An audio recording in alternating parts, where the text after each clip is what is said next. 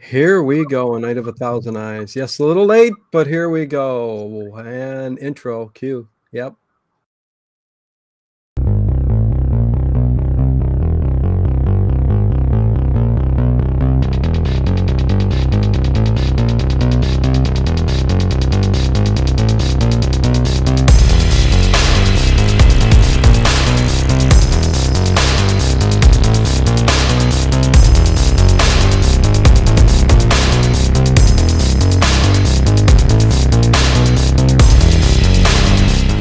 Is it just me?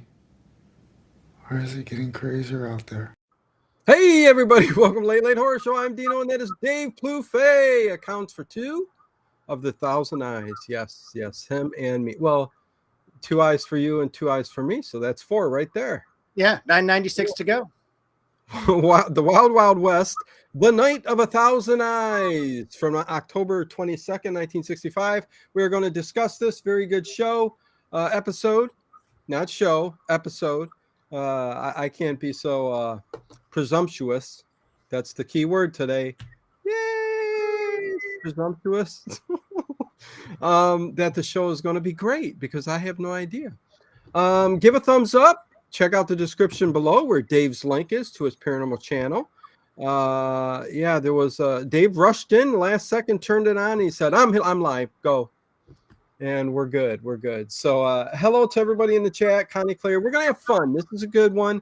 Lots of stuff to I love the captain's name, Coffin. Anyways, Connie Clary. Ansel Coffin. What's that? I said Ansel Coffin. Ansel. It's like two strikes. What did they name his middle name? Oh my god! And then he's blind too on top of it from an accident. Anyways, Connie Clary, Gigi, what is going on, Gigi? Oh, Connie Clary, everybody send some love and prayers to Connie. She was in the hospital yesterday. A bout of whatever's going on with breathing and colds and stuff and all that good stuff. Thankfully, it's not pneumonia or nothing like that. But she's still in the chat, moving along. Thank you, Connie. Prayers to you. Hopefully, everything goes good. Edward Stewart, William Cromer, Mr. Ed. What is going on? Good to see you. Bobby Lee is here. Isn't that a 50s singer?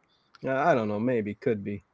Yeah, that's all that's showing. John Swan is here. Good to see you. Harry Scott is here. Oh, my God. I missed a whole lot of people. Tune. Well, I guess that cause Sweet Indigo. How could I miss you? Good old Sweet Indigo. The Night Has a Thousand Eyes. I know there was a song called that, right? Night of a Thousand Eyes. It was like a Western. I don't know. It did sound like a kind of a Western song. Or maybe somebody sung it to me when I was riding my horse. I don't know. It one or the other. Anyways, Dave, get us started, man. We got everything in this one. We got steamships. Oh, we have so many great. Riverboat. Yeah, you can have your riverboat. I'm going to take Jennifer Wingate, and I will see you next week. But seriously, this started in October 22nd, 1965 is when this aired, and IMDb has it as a 7.4. And I was wondering what you thought, what your grade was of it. I'm gonna see. I like go. Yes, I'm gonna go with it. That sounds like a pretty good score for this episode. 7.4. I know you are going to probably go higher, but or maybe not. I don't know. But 7.4 is if you're into the Wild Wild West series from the 60s. A 7.4 for any episode is pretty darn good. You know, and again, you got to be into it. If you watch the series and you're not into Westerns or this type of show, you're going to go, my God, that's high. But the fans really like it and they give it a good score. Me, yeah, sounds about right. There's things I didn't like about this episode and things I did like, Jennifer Wingate. But, you know, yeah, let's, what do you think, Dave? I'm not actually going to go higher. I'm going to go lower. Really? Okay. Just a little bit. I did not care for the captain. I didn't care for the whole scene. I didn't care for some other things we'll talk about. Okay. And it is, for me, a 7.2, just a little bit under. Okay. Okay. Listen, and I can get it. There's things that I thought. Yeah, I say it's pretty good because uh, if you like Wild Wild West, that's a good score. I'm introduced to the Wild Wild West through you. You said watch it. I said okay. Never watched it ever before, and these are average shows for me. If it wasn't for me and you, I'm not sure if I'd jump back in and catch the next show or something because there's too many other things for me to watch. So I mean, I do thank you because these are good shows. There's Kathy, MB, yeah, everybody jumping in. I gotta say hi to them. Shakedown is here too, I think. But yeah, I mean, it's nothing to take from the show. I mean, it's just if it's not your thing, it's not your thing. I like them; they're pretty good. there And is always oh, go ahead. Go ahead. Yeah, delays. I hate no, it's delays. okay. I was going to agree with you that there's always something more to watch. Right. And that's what I like about doing shows like this, like with you, or even in the past. I mean, I was able to pump out 40 Giallo movies, and I, love doing that. Just because having somebody else to watch them with and to talk about it on the show, kind of exposes yourself to different kinds of shows and stuff like that. Something I never got to for many, many years, and I finally got to. And I love paddle boats, Dave, the riverboats, stuff like that, and how the gambling casinos were on the riverboats back in the day. I don't know what river this is. They don't say, but I know the opening boat is a riverboat is the Delta Bell, and there's gambling going on, but whatever. Go ahead. I think there's a little bit more than just gambling when you see all those women dressed up in those clothes and everything, and that Southern accent, boy, that really just gets to me. Wait, oh, you like it? That little Southern belle. I do. Just take my money. The California man loves Alabama for some reason. Anyways, that's it. But I love the intro, and it actually reminded me a little bit of Terror by Night. Except on a boat. Yeah, this kind of fake train that goes through the mountains, and everything's just fake about it. But it's just they do it in such a good, cool manner to make it look real. And the same thing with this, it's basically a model paddle boat that's going down this river, and there's at least 10 people though on land that you start to see, and they're I don't know what you would call them, ruffians or scallywags or just deplorables, and they're like basically setting up a steeple so that the riverboat captain can see a landmark in this storm. And yeah, I guess they were headed to Spring. Yeah, I mean, you're jumping right to like all the what's going on and stuff like that. And yes, I do agree with you that the opening scene is reminiscent of that movie, Terror by Night, and I do love that. This opens up a little bit different than the past episodes I've seen 1 through 5, and there is also a couple other things throughout this episode that are a little bit different than the other past episodes, especially between Artemis and Jim. There's not really any interaction between Artemis and Jim in this episode, which we can talk about throughout. Usually Artemis is coming to help out, to try to save them and stuff like that. But Artemis gets his separate scenes and Jim gets his separate scenes. And it was a little bit different, but and the setting, like I said, the riverboat, which is kind of cool. But yeah, when they were coming down the river there, the captain does say, "This is the Delta Bell, and there's no way it's going to go down. We will save it." And then we find out that the ruffians, like you were talking about, are setting up a fake steeple because they're going to Springfield. So I would think this is like the Mississippi River, right, or something. I would imagine, yes, and especially, I mean, this is the 1860s, so we're not really out west by any means. So I would agree it is the Mississippi. Yeah, especially they mentioned Springfield, Illinois. It's, Mississippi River Delta goes up through out all those states there in the Midwest. So You're oh, I lost. I didn't hear a thing you said. What oh is going no. on? Yeah, yeah, yeah. Yeah, that was quite odd. It's like your lips were moving and your microphone said, "You know what? We're Uh, not recognizing the words that are coming out of your mouth it's down by the river." it's starting to act a lot like my students. Oh boy.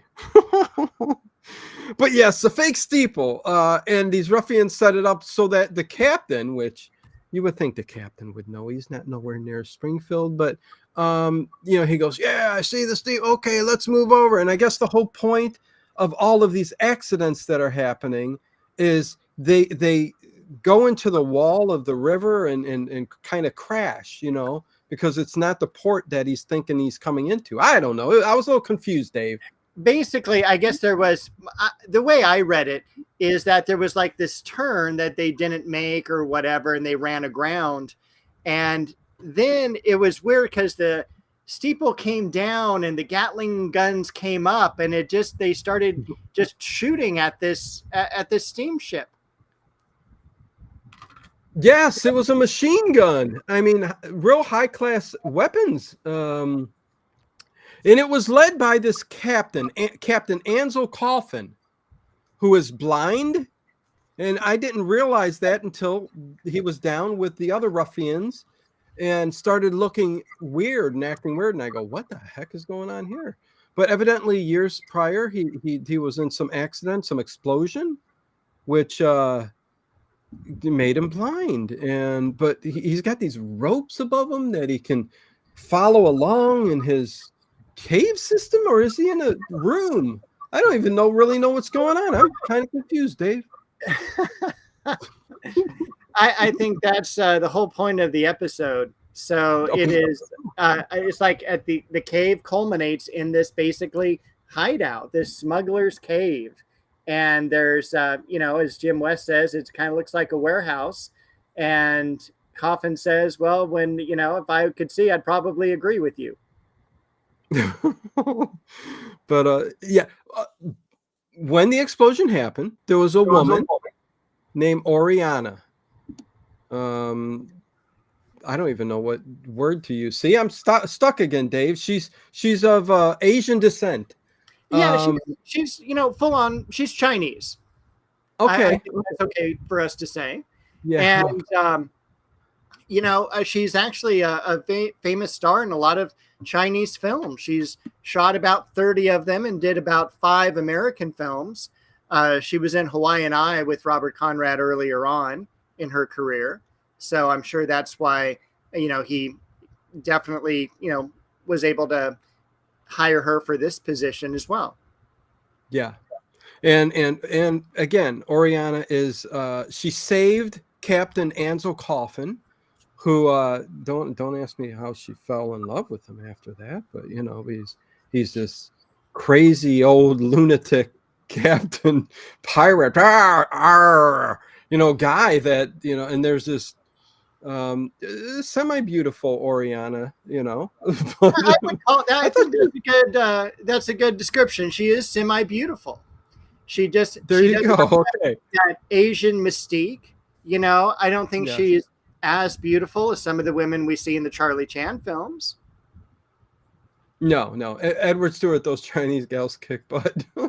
Not this one, not Oriana. She lays back and I guess is pampered by Captain Ansel Coffin. Now, did you were you familiar with the captain prior to watching this episode?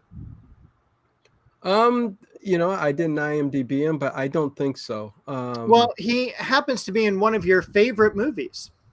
Okay, so Rosemary's Baby? Was he in Rosemary's Baby? No, he was he in a Sherlock Holmes movie, a Charlie Chan movie. No. He was in a Universal film. Oh, Frankenstein. Go ahead, Dave. Just go with it. But Beneath the Planet of the Apes. No, Rosie, really? Okay. He played Caspe. Okay. Not sure who that is, but well, we will move on. I don't Okay. know who that is either. It could be one of the humans who didn't talk, but they gave him a name. I don't know. I doubt he was an ape. Anyways, if he was an ape, we wouldn't recognize him. He'd have a mask on, Dave. True, and he'd be way too tall. Exactly. Yes. Yes. By the way, I did see the new Kingdom of the Planet of the Apes. Man, nothing beats the old ones, Dave. I don't care how good technology gets or anything. Give me Zero and Cornelius in a mask, and you know, I have loved the remakes, like with Caesar and stuff, but the new Kingdom of the Planet of the Apes introduces us hundreds of years later to new apes. I know we've kind of ventured to a different direction here, but I'm just saying it because I've seen it. And it's a good movie. And I think a lot of people will like it. But it's tough. It's tough for me because I'm just so connected with those old ones. But anyways, Dave, continue. I'm sorry. Dave's in no mood to take anything this evening. He's been through way too much today. Hey, Mike Breast. Or is it Breast? It says Pluto TV, which is free in Amazon Prime. Well, I'll tell you what, it's not on Amazon Prime no more. And Pluto TV, you got to make sure you sign up and all that good stuff, and you still get your commercials. Okay, so anyways, buy the DVDs or VHS like Dave did.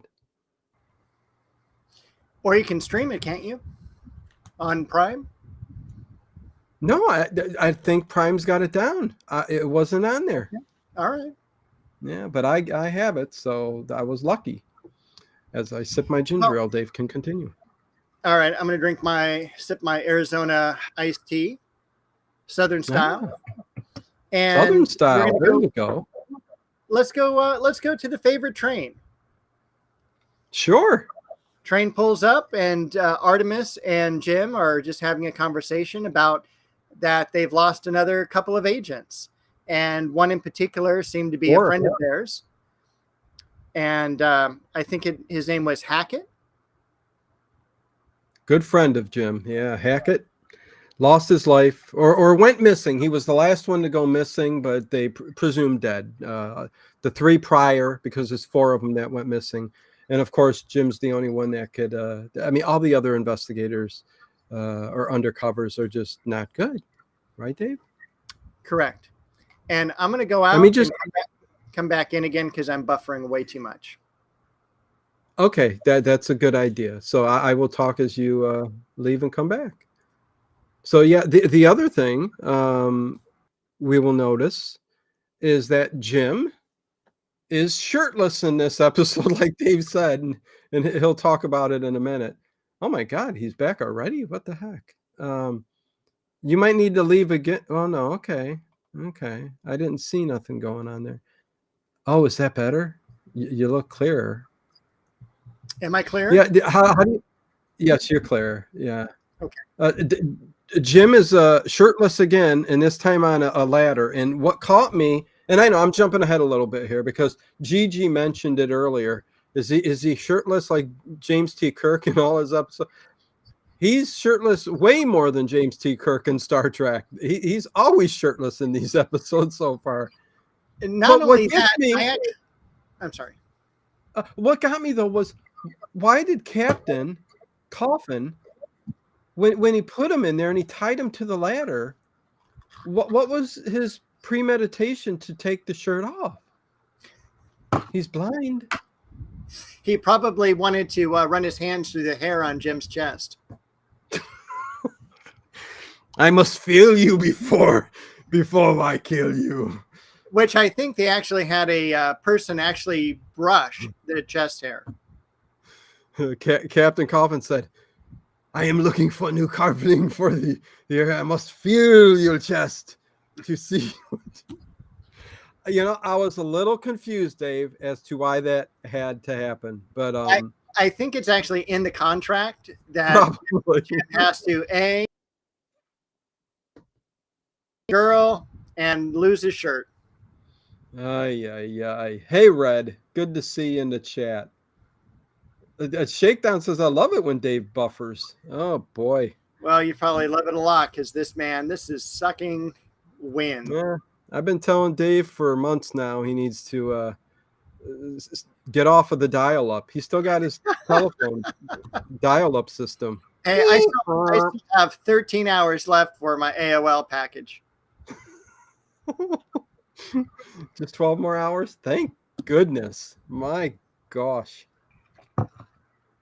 Okay. Anyways, oh boy, where were we? Yeah, the boat came in. Was it an avalanche? I'm like, it looked like an avalanche was coming down to wreck that boat. But anyways, so yeah, they're on the train like you said before you left out. Yeah, go ahead, Dave. They were on the train, and I want to say what a wonderful costume and dress that they have. I mean, they are dressed to the nines. And yeah, they usually are. Costuming for the show is good. Yeah, it is top notch. They're going to head to the Pot of Gold Casino, which is this beautiful plantation type of place. And they're getting more business because all the riverboats are being sunk. That's interesting. And this is also one of the items that Hackett had in his pocket when his body was recovered was a chip from this particular casino. Yes, because I think Artemis had it. So he must have gone gambling there at one point. Yeah. Good old Artemis just throwing his money down the drain. And then he shows up, and Jim's like pretty much the only person there at the casino. Dave paused because he missed his spot where he left off at when he was reading his notes. It's all right. I mean, I wear these too. Otherwise, I wouldn't see a thing. And Dave, so you got me totally I'm trying to put a smile on your face, Dave. Oh man. The best thing about that is they meet Crystal. I got to let Bo in. She just came to the door. Oh, he's mad. He's leaving. Okay. Yeah, no, Crystal comes in. Okay, so they're at this this gambling casino, brothel, whatever you want to call it. Like he just explained it. And Crystal's I guess one of the working ladies, right? She's got a room upstairs, so she's a working lady. She is a working lady, and she's a very attractive working lady. Just passed away a couple years ago, as I'm sure Ed Stewart will tell us. Both Crystal and the other girl both passed away in 2022. Oh, no. Yeah. Oh, no. Well, they must have lived a long, nice life. Janine Gray was Crystal, a beautiful woman. And yeah, Jennifer Wingate is played by Diane McBain, who is, we've already discussed, a very lovely lady. Oriana? Yeah. Okay, Dave. But also Jennifer Wingate, who we'll get to shortly, was in Puppet Master 5. I knew that. Yeah. All right. She had a large role. Anyways, Jennifer, yeah. She was, so back to the casino and Crystal, and she's playing the roulette table, and she's letting Jim win money after money after money. I mean, you just start to see, like, he starts off with one chip, and by the time they're done in the evening, he's gotten thousands and thousands of dollars.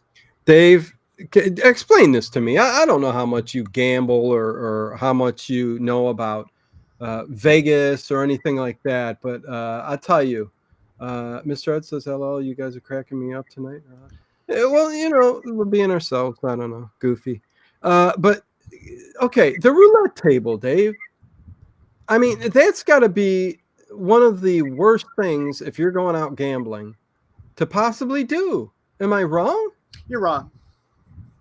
How many numbers are in there? And it's got to land on one of those numbers. 36. So 1 out of 36 chance? Right. So you get basically 35 to 1 odds. Those aren't good odds. They aren't, but he seems to be playing black and red, and he's doing quite well. Oh, no, that's what I'm saying. 1 out of 36 odds, or 5 or whatever. And he's hitting every time. Yeah, and she's just like giggling and everything like that. and they're having this wonderful dialogue that's so seductive and everything. There was Oh a yeah. couple quotes.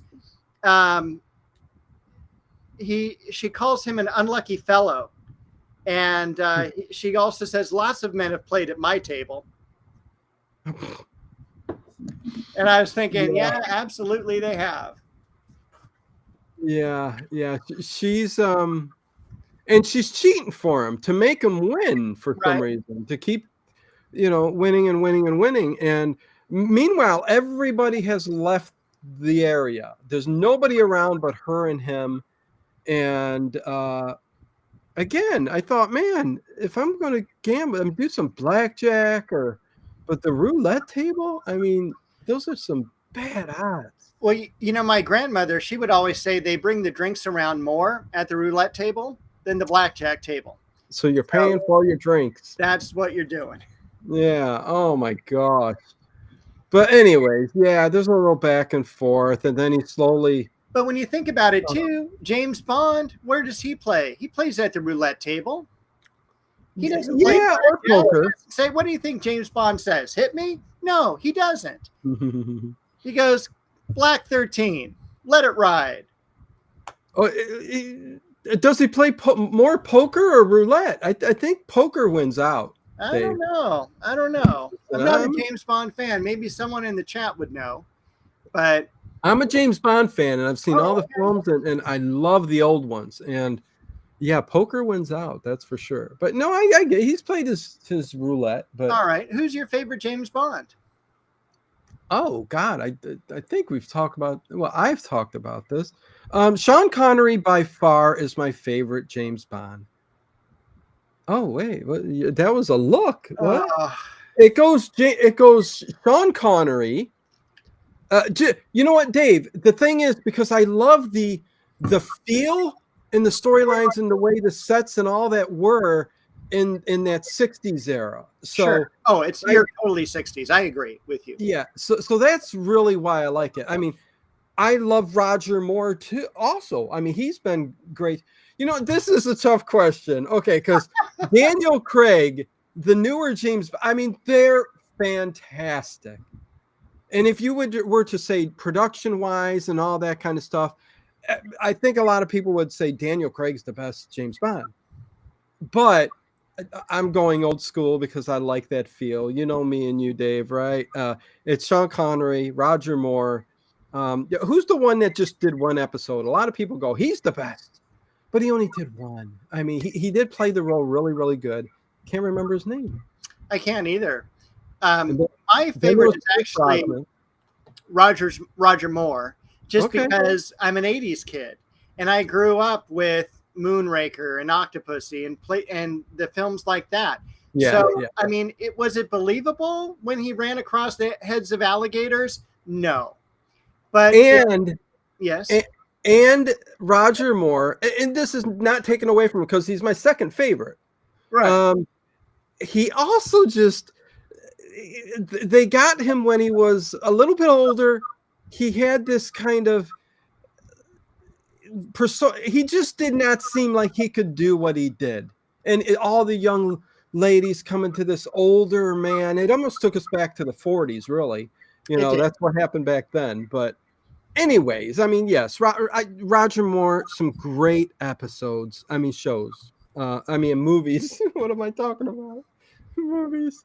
But yeah. Where's Sean Connery rank on your list? Second? No? Okay. So Roger Moore for you, and then Pierce Brosnan. I figured. Okay. And then the new guy, Daniel Craig. Okay. And then Sean Connery is fourth. Sorry. Wow. Okay. Yeah, just not a big Sean Connery fan. Yeah. And there were two others. There was one that did. Timothy Dalton was another one, and he was okay. Yeah, I didn't like his films. Yeah. Anyways, Lazenby. Gigi says yes. It was Lazenby. I forget his first name too, but I know who you're talking about. Yeah, and that was a great movie. Yeah, very good. Brought it up to George Lazenby. Yeah. Okay. Anyways, we veered off a little bit. So yeah, where the heck are we? Okay, so they're all still at the very beginning where he just meets Crystal. yeah, And all alone, and then but then he's so smooth. He walks around the table, grabs her hand. Hey, babe, how about having dinner with me? And she's all, oh, I don't know. And then all of a sudden, all the guys jump in. And they're like, it reminded me of that one episode where all the circus performers kind of toppled in, you know? Yeah. And, you know, it was just weird. And all of a sudden, boom, Crystal's gone. And then we've got this guy with a hook for a hand. And everyone else is coming at him with a knife. And so Mr. James West, James West gives his little karate thing going. And we have a great, Povey. We have a great fight where my favorite was the guy gets his hook caught in one of the playing tables. How do you explain that to the next people who are playing cards? Hey, sorry about the rip. Yeah, place is going to hell. I mean, I don't know. Not keeping up, not enough funds. Girls aren't working enough. Not enough ladies of the night. Let's see, she'll let him get married. Yeah, Cold War. Yes, exactly. Original about, especially considering it was the middle of the Cold War. What happened back then in the 40s, they still pair much older leading men with much younger leading women in films. Yeah, you know what? They kind of still do that, Bobby Lee. You are correct. But it was much more prevalent back in the day, you know, like, you know, Jimmy Stewart's like 50 years old and, you know, he's got this 20-year-old. And, yeah, I don't know. It was just very odd, but I'm thinking Myrna Loy. Yeah, that too. Yeah. Oh my God. But we could all sit back and just think of Myrna Loy. Yeah, we could, especially in the pre-code days. Good Lord. Dressed as bad as those Egyptian women. Yes, exactly. So Crystal runs up to her room. One of the best. Yeah, and she's all. Go ahead. Because not only is she like running away, I mean, she is running away. She's packing her bags, which I thought was an odd thing to do. I would just be trying to escape, but she's packing her bags, and then she kind of, you know, she's all, oh, I was paid and everything like that. And he backs her up against the wall. And then you hear this bullet, this shot, and she gets shot through the wall. Oh, yeah. And I thought that was one of the greatest murders ever. You know, it's like a guy from a hallway knows she's right there, shoots her right square in the back. I mean, how would you know that in the first place where she was standing? Right. But then, like, all she whispers is coffin. You know, that doesn't make any sense to us at this time. And then she just kind of falls onto Jim. And Jim, like, puts her down on the ground, like, doesn't even care. Like, I'm through with you. I don't even want to have dinner with you. Yeah, no, it was not Crystal. And he just leaves without finding out who shot her. Well, you know, so ran out the hallway. Crystal's just done. You know what movie? Speaking of the 40s, this goes back further. I have to mention this, Dave. I'm sorry. It's not going to. We can get through this show in like 10 minutes if we really wanted to. But I also watched for the first time the pre-code movie Babyface from 1933. Have you seen that movie? No, I have not. Okay. Pre-code. This is like one of the most, I did a short on this, one of the most controversial films of the day. It was like, I could talk about this film for an hour right now, but Dave, you can see why pre-code kind of came in there. I mean, well, pre-code was there, and then the Hays Code came in to take, you know, all that bad stuff out and all that. But man, her father, she was handed to men in this bar. I was just so shocked by this movie from 1933, and her acting is Dave. This is a 10 out of 10 for me. This is how much I love this film. Wow. Who is the actress? You know what? I have to go look, and I'm not going to look at the moment. Like, I think it's somebody that's not, You got to watch your own short. I've got a short memory. Is what's going on. We can go back to talking. Let's go ahead. All right. Crystal runs out as I look it up. Crystal runs out. Then we go for the Barbara Stanwyck. I'm sorry, Dave. Oh, see, how could I? Barbara Stanwyck in this movie was so. I mean, she had to be beautiful because an old man comes up to her in this movie and says, "What are you letting other men do this to you in this bar? Why make something of yourself? You can go higher in life." And basically, this old man tells her, "Use men, use your beauty, use the allure you got. Basically, use your body to move yourself up the ladder." And the rest of the movie, Dave, was all about her sleeping with one guy after the next. And it was so provocative for 1933 that it shocked the heck out of me, the movie itself. Wow. And I'm just like going, holy heck.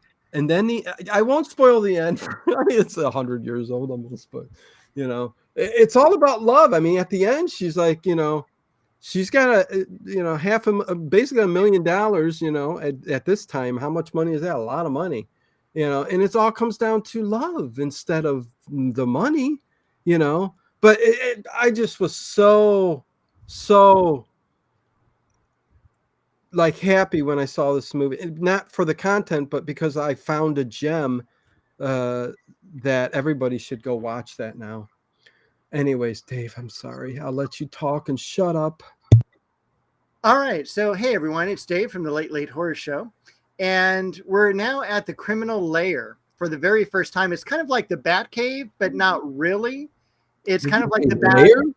It's kind of like the Bat Lair, like Dragon's Lair. The lair? Yeah. Okay. The layer is how many, you know, things of cake you got. Base code. So, yeah. And this is where we see Coffin for the first time going, you know, I can forgive some things, but all of you guys, you know, screwed up. And especially you, Povey, you are a coward. And the guy gets pissed off and he's all with his hook. No one calls me a coward. And then they basically all jump on him and he dies. Exactly. They kill him. And that's when I found out that he was blind. I mean, it took me a while. I'm like going, this dude's blind. What the heck? Captain Coffin. At that point, I thought also Oriana was a mute. Oh, did we? Okay, yeah. Oriana, yeah, mute because she doesn't really talk in this scene. She just kind of goes up to him, touches him, you know, rests her head against his chest and everything, but we don't really hear her voice quite yet. Yeah, it was an odd pairing, needless to say. I don't know. It was a little bit odd for the episode. Am I wrong? You're not wrong. Yeah, and then don't we shoot to hello Yibo Timbus? I'm a little hesitant. That's an AI avatar, and your channel hasn't been around that long. But if you are a real person, Yibo, good to see you, and welcome to the channel. Appreciate you being here. I don't know what Yibo Timbus. It's an interesting name. But don't we jump to Artemis walking the docks next? That would submit, obey backwards. Submit, obey. Good. Listen, look at you. Okay, yeah, just eyes on the prize, people. Okay, so good one, Dave. Wow. Yep. Yeah, he's English. Yeah, he's a professor. All right. Well, the one last thing we do before we leave the dragon's lair is that we pull from. Can I get a shirt that says Dragon's Lair? Yes. Thank you. Okay. But it's like 50 cents a game instead of 25. I got you. Anyway, Okay. The last thing he does is he opens up a file cabinet, and he has all his papers in Braille, which I thought was really cool. And but attached is a picture For other people. For other I people. guess for other people. But no, funny either way. I get it. Gosh. So Braille all around. It's a full page of Braille, all her statistics and everything, but then a picture right smack in the middle, stapled. Yeah. And so we meet, or at least see for the very first time, a picture of Jennifer Wingate. Stapled. Would they have stapled it, or would it have been glued? I would imagine they had paper clips back then. I think everything was glued in the late 1800s. There was a lot of glue. Yeah, when was the paper clip invented? I think early 1900s is when that's when we're talking paper clips. I could be wrong, but the reason why we don't have any thumbs up. Really, we don't have too many thumbs up. Oh boy, let's see. Let me check. Take a look. Then we'll go to see Jennifer in person. 57. Hey, that's not bad at all. Yeah. Say, hit that thumbs up button, everybody who hasn't hit it before. Hey, Yeeble Timbus, or Submittal Bay, backwards. Hit that thumbs up button. Woo! Thank you very much. Am I too overboard this week, Dave? I think no, I'm not overboard enough. I feel like Ted. You know when Ted used to come in late because he went to McDonald's all the time, and he just sit there with his super host shirt on, and I don't even know if you can call it a shirt, and then like his large thing from McDonald's. And I would go crazy and say all kinds of wacky stuff, and he's trying to be serious and give you facts. Well, it was funny because he would be on the chat, and he would just be saying the whole thing about the film. Well, Ted knew his stuff, so what can I say? Mr. Pre-code gangsters could get away with crimes after the cold law criminals either die or go to jail. The message being crime does obey. Yeah, exactly. Okay. I did enjoy, as Connie is laughing. I also didn't Ted get a paper published in a horror magazine? He did. Yeah. I can't remember the magazine or the paper. It's in a past show.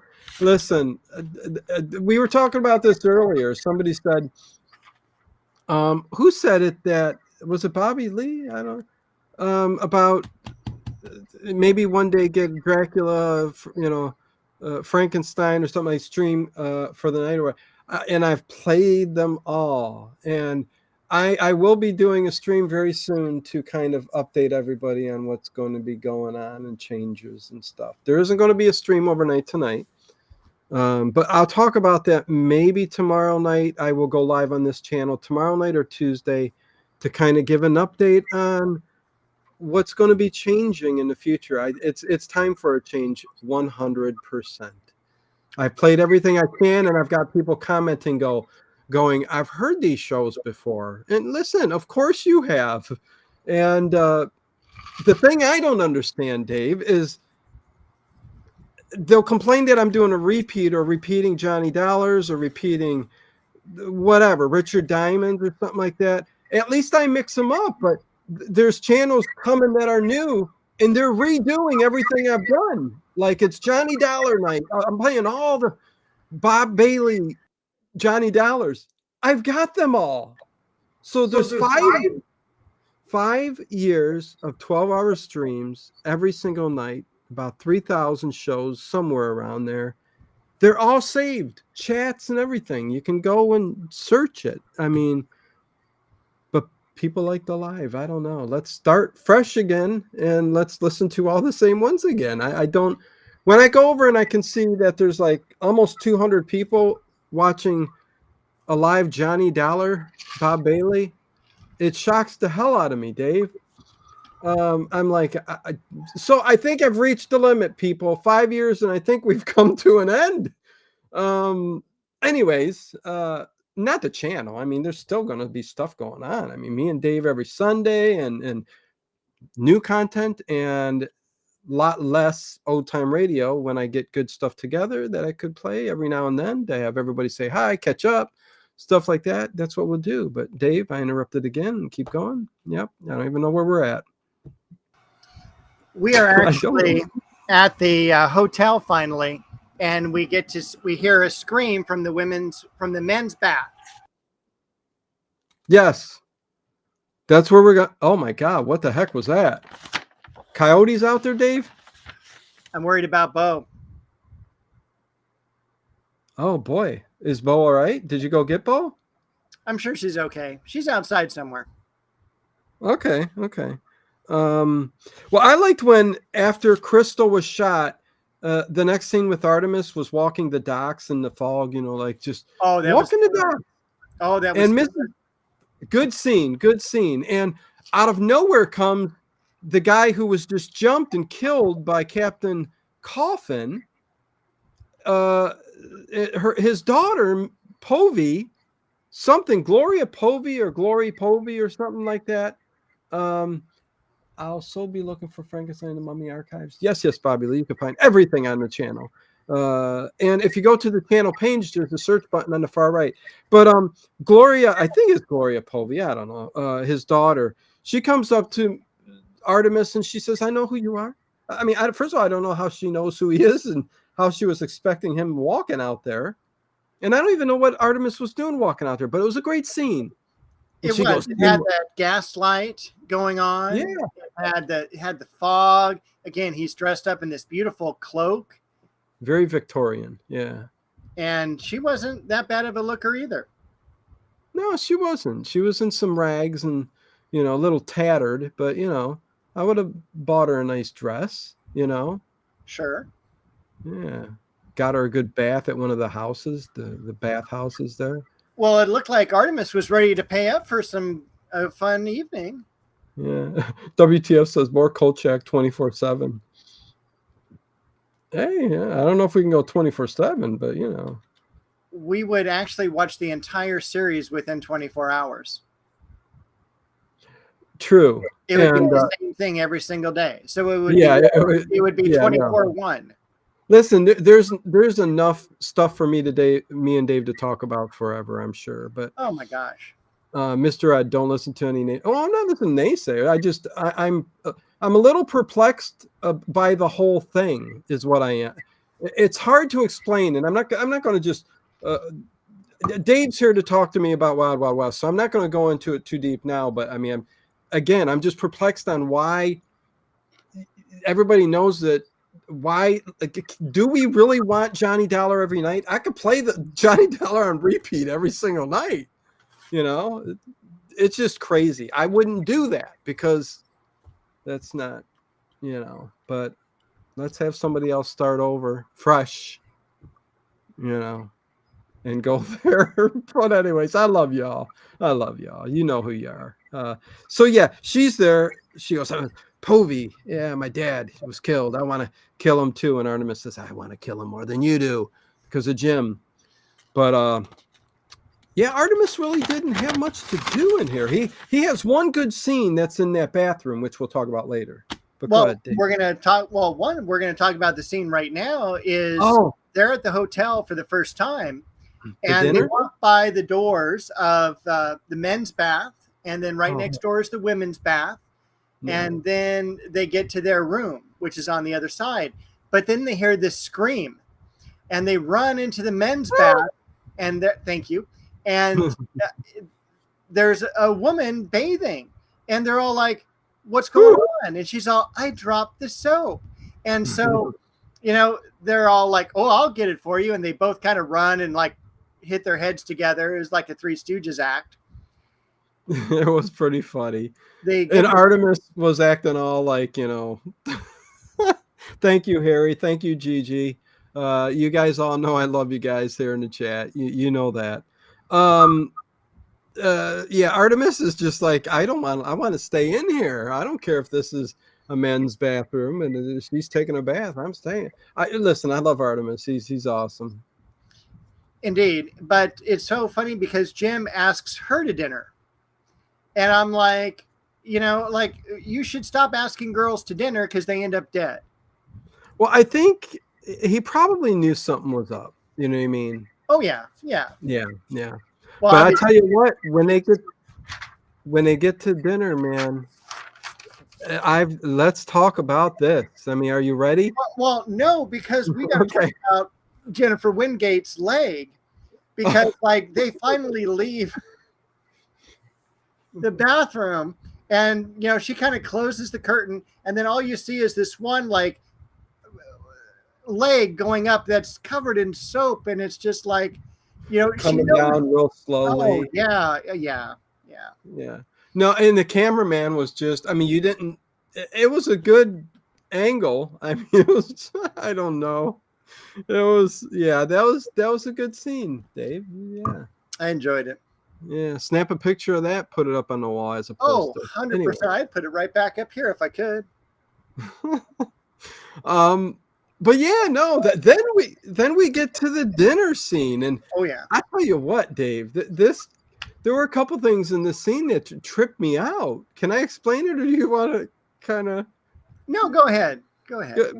Because listen, it's your typical super long table to begin with. Oh yeah. And You they're know, going where to use this table in several of the episodes of the Wild Wild West. long table, and Jim's at one end, and Jennifer's at the other end. And they And can't see each other because of all the No, flower arrangements and the candles and stuff on the table. but this is the funny part that starts happening, and I'm sure you noticed it too. Their food gets delivered to the table, brought to the table by the butler or whatever. And I thought this was a hotel. No, this must be her home. I don't know. Right. But as the food was delivered, he goes, "Well, you can poison me," or so. She goes, "That's not the way I do things." But then there are three cut scenes while they're talking.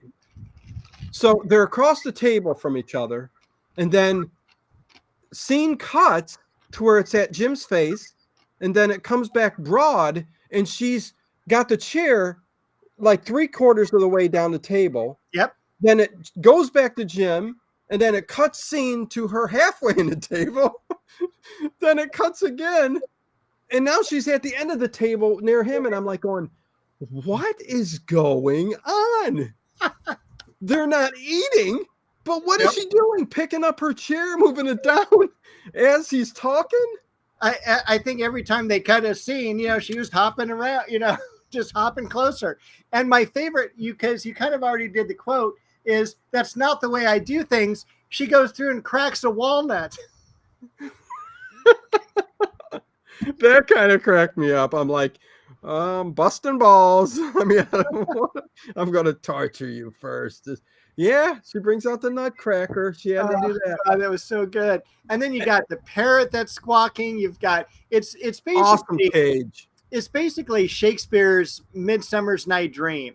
Yeah. You've got storm. You've got a beautiful grand fireplace. You've got lightning and rain and oh God. I have to mention Bobby Lee. The Invisible Man, the opening scene for that, me and Ted both disappear from the lidocaine, and take the wrap off. So I did some special effects at the beginning of that one.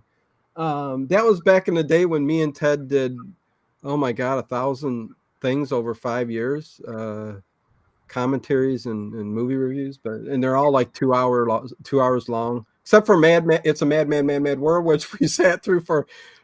We did like a 3.5 hour commentary. It was great. There was one other really long one too, Salem's Lot, I think. Yes, that's another one. Yes. So if you just want to turn something on and listen to two people talk for like 3 hours, yeah, go ahead. So yes, then it cuts scene again, and they're both standing side by side. Now she's up close to him, and they're getting ready to kiss. But go ahead, Dave. Yeah, but then they do kiss, and all you see her. She's got a little derringer in her hand. She got a little tiny gun. It's got like one bullet, and she just puts it up to his chest and fires, and he doesn't even stop kissing her. No, he keeps going. He keeps going. I mean, luckily he didn't get shot in the face or the head or something like that, But and she knows it too. It's like, damn it, you're wearing a bulletproof vest, you know. Yep. No, that was funny. And yeah, he always keeps that on, which is very smart. And Edward, yeah, listen, Ted will be back again. He's just at a stage in his life where all the kids are at an age where it's just nonstop. I've been there with two, but yeah, I get it. Anyways, yeah, so she knows she's going to be in trouble now, I think. But she says, "I'll take you to Coffin." Right. What she's going So to do. she's going to take him to the layout, the Yeah, hideout, the lair, the layer. lair. Thank you. Yeah. And they walk in, and again, they're kind of dressed up. He's got a umbrella over them, and another great time to kiss. So Sure. they're making out, and then you have all the karate chop people jumping in with their knives and, you know, The ruffians, you called them at the beginning. I did, ruffians, scallywags, and Yeah, they're not the Baker Street irregulars, but they're ruffians. the Baker Street irregulars.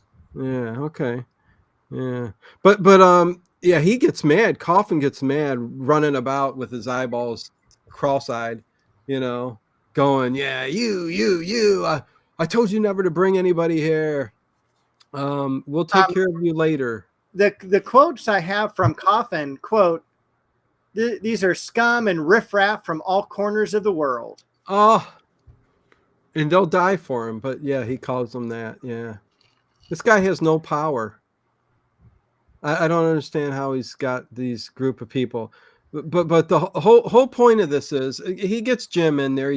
Like I said, he ties him up on the ladder, rips his shirt off, and feels for carpet samples. And oh my god! And then yes, there's a colored version of these because somebody colorized them, and the colors, yes, I peeked at the colorized version. I popped that on because I couldn't find my black and white. And the colorized version has dark streaks down the chest and down the abs. I'm like going, what the heck? Are cars crashing over there? What's Jiminy Christmas? Dave he's on the Lower East Side of LA. He's been lying. Hills of Beverly. I tell you. Anyways, the color version was very odd to look at. That's for sure. But he does got him up there. But what gets me, and that's the title of this episode, "The Night Has 1,000 Eyes." He says this blind captain, who nobody can find, he has 1,000 eyes up and down this entire river, and he knows every ship. Did I? You know what, Dave? Go through your info. Go ahead. No, what my favorite part of this scene was, you know, he's explaining to Jim what he's doing, how he's controlling all the rivers and knows all the steamboats and everything. And he goes, "Come here," and he pulls the ladder that he's tied to the other side of the map. And that was funny. Can't see because he's like tied looking forward. Yeah, and he couldn't even see it, even when he pulled him down. Here, come here. Oh, yeah. God, so good. Well, I like how, and he was staring at Jim the whole time, but he played the role well, like as a blind man, because he's looking at Jim, but you could tell he's blind as he's looking at him. So he's a pretty good actor. Yeah. So basically, Coffin's going to bribe the U.S. government for 1 cent tax for every pound of cargo that these ferry boats, steamboats are taking. But in this scene, we also have here for the first time Oriana's voice. Yes, and getting back to what you just said, a penny per pound. I mean, are you serious? I mean, Dave, does he really think? Does this guy who's got eyes up and down the river? I know that. I mean, whatever. Think the government is going to say, let's cave in. Let's give the guy what he wants. I mean, eventually the army would come in and Oh yeah. take Oh, care of the river. You know what I mean? But right. Yeah, I mean, they don't stand a chance. I mean, no. these are basically, I wrote down Pirates of the Caribbean. Yeah, it was a little odd, kind of what his plan was, but even thinking it was going to work, he had enough money there already. It seemed like to just go live your life out with Oriana, who Yeah. speaks like you said. Go on. Well, she speaks in this episode and she goes like, "Thank you, Mr. West," but she does it in a very meek, childlike voice that doesn't even seem to emanate from her, figure. So the Coffin says that's like her one flaw is her voice. Well, that's a shame to say to somebody you love. Especially like, dude, you're blind. I know, right? What is she gonna say? Oh, his one's fault's his eyesight. Yeah, Oriana should have said, "Listen, I mean, listen. You have nothing to be proud of yourself. Have you looked at yourself in the mirror?" That's how her voice was, people. I'm not making it up. Yeah, go look at yourself in the mirror there, Mr. Coffin. And she had that kind of accent too. I don't know. It was kind of weird. She did. I wasn't sure if that was. I'm going to get in trouble if I say that. No, I know. Yes. Stop yourself before. Yeah. Yeah. But yeah. And then we run out real quick, right? Or did We something do. else? We have two really quick cutscenes. One is Jennifer Wingate's house, and Artemis shows up looking for Jim, and he only confronts the butler is there. He goes, "Oh, they're gone. See you later." And Artemis gets pissed and leaves. Then he goes back to the hotel, and that's where he runs into two of the riffraff, as Yeah, Coffin the said. ruffians. Yeah. And he kind of is like, I'm going to take a bath before, we go on this long journey together, and This was a funny scene. Yeah, I mean, they're laughing at him. They're laughing, and Artemis somehow gets them both into the bathroom because he says, "Can I?" It says bath up there, and they said, "Yeah, you could take a bath. We'll even come in with you." I mean, I don't know, but yeah, they're gonna go watch him take a bath and enjoy themselves with the little, drink. And Artemis goes into this huge thing with soap. He starts filling up the tub and he's throwing in the soap and bars of soap and powder soap. And I'm expecting to see an I Love Lucy episode of bubbles just coming out every little place there is. But that's not really what happened. I would have expected that too, because there was so much powder being flown around in there. And I'm surprised I was waiting for him to flick the powder in one of the guy's eyes and then go beat up on the other guy. Yeah, but yeah. He doesn't. Well, he's a thespian. So he's got to be very what's the word I'm trying to he's really prolonging it and making a theatrical scene out of the whole thing. So he fills up the water, fills up the tub, and after his long speech, okay, and this is what's funny, he throws the one guy in the tub, and then he knocks the other guy out, but he doesn't knock him out until he is walking slowly to the door, and he knocks down the coat hanger, hits the guy in the head, and conks him out. I'm like, this guy's a lightweight. He would never. He's glass jaw. I mean, that's a plastic jaw. Yeah, that was a little silly, I thought. But what was weird is like he paid the one guy that he knocked over into the tub money to tell him where Jim West was. Yes, exactly. And like he paid him a lot of money, like $100. Are we being too silly or too funny? We're down to 21. Come back, people. Oh no. And maybe another stream started. Johnny Dollar is playing, Dave. We can't compete with Johnny Dollar. As long as they didn't take their thumbs up away. Yeah, I hope not. But yeah, they're making dinner, Dave. It's dinner hour. It's Johnny Dollar hour. It is. And it's hot. It's hot. We're expecting thunder showers here in SoCal. Okay, well, maybe it'll cool it off a little bit, or just Hopefully. make it more humid. Hopefully. I don't know. One thing I also had a note here, because we're heading back now to Coffin's hideout. Coffin reminded me of Kramer from Seinfeld. Okay. Okay. Kind of that look, that facial look, and kind of the, just the body actions. Yeah. No. Yeah. Okay. Yeah. Well, listen. I think. Okay. So the next really big scene is they're going to kill Jim by putting him in this big cage made out of metal, connected to a huge metal post. And thank goodness there's a storm a brewing outside, because the whole plan is to get him in that cage, wait for the electricity to hit it, and electrocute him. And I love it. Is like a Universal horror movie because of the lightning outside. But not only that, they have to raise the cage. They do. Can't sit on the ground. Can't be grounded. It's already, so yeah, they got to elevate the cage.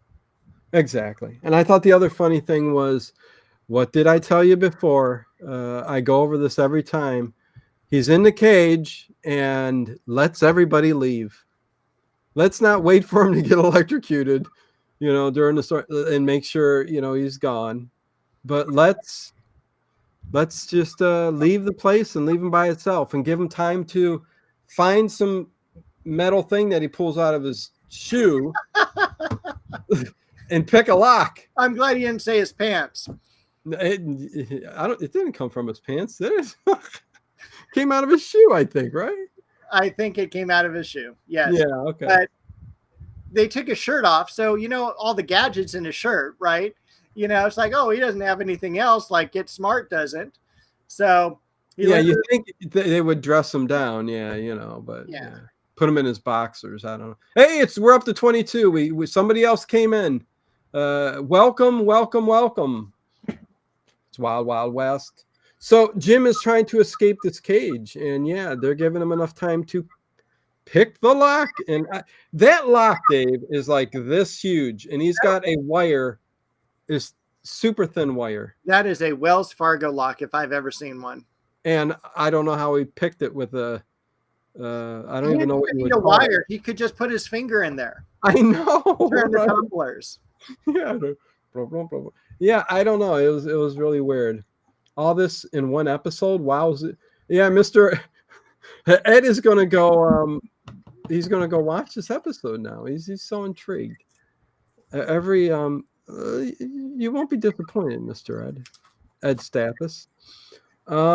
85 in Oregon. Buy the box set, Ed. There you go. You won't regret it. All 4 seasons, 104 episodes. You ever stay at the 4 seasons? No. I was there once to listen to the 4 tops. So the electric storm is just. You like sound effects? Maybe we'll go down to 18.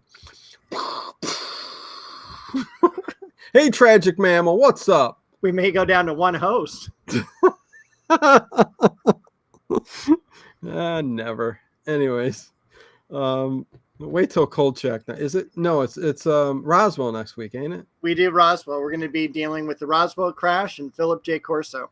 Yeah, don't worry. We're going to be packed with some goodies. Dave's got us locked in up until the first of the year. Yeah, 2025. Oh my gosh, I can't wait. Oh my God. We got some good shows coming up, man. There's just not enough Sundays to talk about everything. I can't wait till the top 5 and top bottom of Cold Check episode. Well, I think after that they're going to be the same, but they'll just be in different order. Well, yeah, probably. And then we got to talk about the bottom 5. Is number 5 the worst, or is number 1 the worst of the bottom 5? Yeah, we'll figure that out. All right. So anyways, he picks the lock and he jumps out. And what do you think happens just as he jumps out after all that time in the cage? Lightning hits? Yes, just as he jumps out. Yep, yep. So good for him. But yeah, there's a lot of stuff going on after this My because my comment on my paper was just in the nick of time. that's exactly what happens. But as he escapes, Ebo Timbus.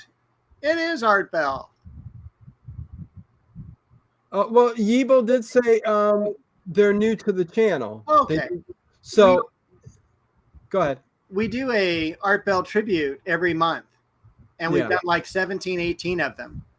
And so we usually choose an Art Bell radio program like Reverse Speech or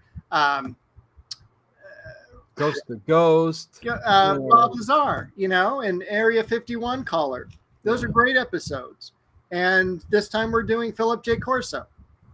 Yes. So if you enjoy Art Bell, find our playlist on the channel page of Paranormal Into the Night. And Art Bell, it's there. Yeah. So that'll be next week, next Sunday. Looking forward to that. That's for sure. And then I think it's Roswell after that. I mean, Kolchak after that. I think so. Yeah. I'm just looking forward to cooler weather. Yeah, me too. Yeah. It's yeah. literally supposed to be like 25 degrees cooler next Sunday. Wow. Okay. On Friday, we hit 115. Yikes. Yeah, listen, I know there's a lot of heat going on all over that area, so it's kind of not good, but it happens. It's normal, people. We go in cycles like this. It's not nothing out of the ordinary. But Jim just escaped. He's running down the cave system, and he trips over a wire. Now, this wire sets off an explosion of flash powder. And what does it do to Jim? It blinds him. He's okay. His eyes are fine. He'll be fine. It blinded him temporarily. And he's going to have to fight him. And it was a cool idea. Let's have him fight Blind against Captain Blind. So, yeah. And a fight ensues. And really, Coffin says he has the advantage because he's been blind for 11 years. And all his other senses are perfected. And he can hear where Jim is, hearing the things that he touches in the room and everything like that. And Oriana is like way upset. She's all like, this is the end, which really it is for her. Well, she said the whole episode that, leave Jim alone because it's not going to turn out well. She's a prophet. Right. Yeah. She's a prophet, a medium. Yeah, she knows what's going on. She can see the future. Woo. But yeah, a big fight ensues and guns are going. My favorite part of the fight. Jim jumps up onto the ladder. Coffin's underneath him. He's looking around and Jim's going to jump on him. And Jim misses him and lands on the couch. Yeah. It was like something we would do as a kid. Just go from onto the bed. And Spanky did that to that giant. Remember the giant? And they kept running up the chimney flute, and then they finally all attacked him. But anyways, I knew you would bring up Kung Fu. Grasshopper knows where you're at. Open up your ears, Grasshopper. You can see. And that was Sun Young, yeah. But the thing was, he was up on the ladder, and Captain Coffin was trying to listen for any noise so that he could throw his sword at Jim when he would speak. And guess what happens? Oriana says, Enzo, and Greto. No, she says Enzo. And he throws his sword at her and kills her. And that's when Jim jumps off, bounces on the couch, and falls off. But he kills Oriana. Boy, talk about having good hearing so that you can, get Jim. He kills Oriana. Oriana should have never been in the room, Dave. That's all I have to say. If I were her, I would have run out. Yeah. She can leave Oriana. And didn't. Thank you, Edward Stewart. I'm glad you see. Oh, oh, Kung Fu was a good show. Okay, gotcha. Oh my God.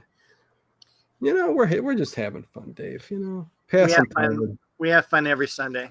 Yes, on this journey we take. Yeah. Wonder how long it'll last. 5 years? We got at least 18 months, man. Wait, what? That second Sunday of 2025, I'm not sure. Second Sunday of two. Wait, what's going on? Am I missing out on something? No, but we're booked through the end of the year until the first Sunday of January. Okay, so when that's up, then I get what you're and saying. then it's just like, then we'll renegotiate. Okay. Oh my lordy. Okay. Anyways, I do love the way Coffin gets it. Dave, you want to explain that? Yeah. So Jim goes running. You know, Coffin's upset because Oriana's dead. So he goes over to her, tries to save her, and she croaks. So he gets up. She croaks. what a thing Now to say. he's really pissed. You know how Captain Coffin got his name? Go ahead. His family was working on the cure for the TB, and thus when they came over on the ship, they were French, and when they came over, they took the name of Coffin. Anyways, continue, Dave. Well, you know how you pronounce coffin in French? Coffin. Ploof. You call it ploof. Okay. So Jim's running down the cave system. Coffin's after him. He runs into a room and he's looking around, which is weird because he's blind. And then what the? He's looking around. Jim hits the lever and it drops down the cage on top of Coffin. Yeah, and the cage is so heavy that I think it killed him. But then immediately the lightning hits it to him. He electrocutes him, and so he's dead. Next thing you know, they're in a cart having. And thank you, Night Fright. Thank you, number 69. What a good number. Yeah, so we're back at the train. Yes, because Artemis doesn't save the day. No, Artemis is lost this whole episode. He can't find Jim. I know. I told you that. I'm like, this was the first episode where like he almost had his own scenes and stuff like that. But something else happens at the end of this episode where they're on the train. Jennifer Wingate is sitting there kissing up Jim. Oh man! And Artemis is over on the other side just watching. Yeah. He's watching. He's in the room. And he's all, she's a murderer, Jim. She tried to shoot you, Jim. And meanwhile, she's going, you wouldn't keep me locked up forever, would you? And he goes, well, I don't know. Maybe we can be lenient and stuff like that. Well, and Artemis, go ahead. Well, I was going to say, every time they make out, he goes, you're getting life. You're getting 10 years, 5 years. Yep. I'm off for good behavior. Yeah, and that's when Artemis got pissed off, and he goes, "Listen, Jim, you can't do that to somebody like this." And comes on the couch, and she turns around, smacks him one on there, and starts kissing him. And the camera pans over at Jim, smiling. Yeah. How you like that, Artemis? And I forget his last words, but they end. I have it written down. Okay, go ahead. Poor little thing.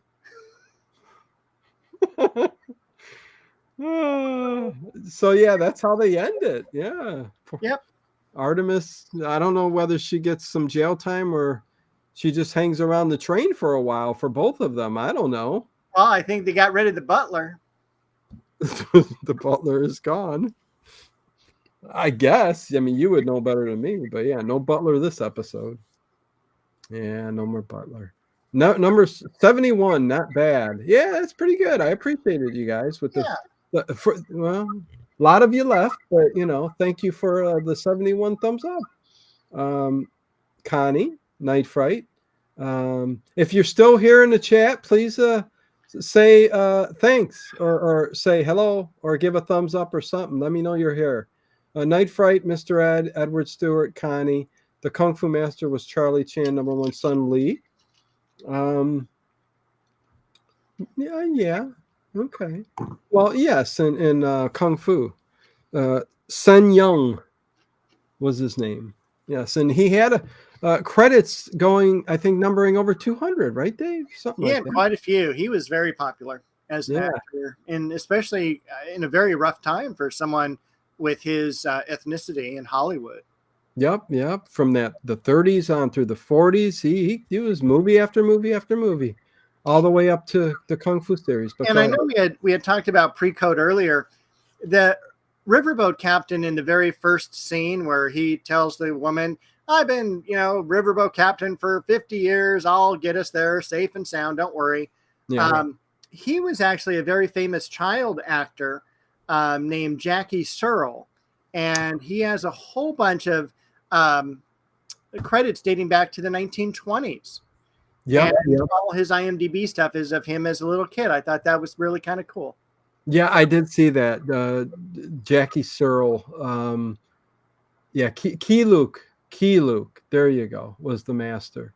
Sen Young was the other. I think number 2 son, number 4 son, something like that. I don't know. But Key Luke, yes. Thank you, Harry. Appreciate you being here, Harry. Mr. Ed, Connie, Night Fright, Shakedown, Edward Stewart. Thank you, guys and gals. Connie, hope you feel much, much better. Just take it easy, and sorry I won't have a stream tonight, but just that time for changes, people, and I will do a stream on that. So, but me and Dave every Sunday, and yeah. But Dino Brookhaven tomorrow night. I will be finishing up. I think I'm pretty close to finishing the antique store, which that's what a beautiful build that is, man. Number 2 Sunset Shakedown. Thank you. Did you finish the car that was the place food truck? To get food? Yeah. I did not finish the food truck. It's the first time I had to set something aside. Okay. Because I just was not enjoying building it. So, but I will finish it.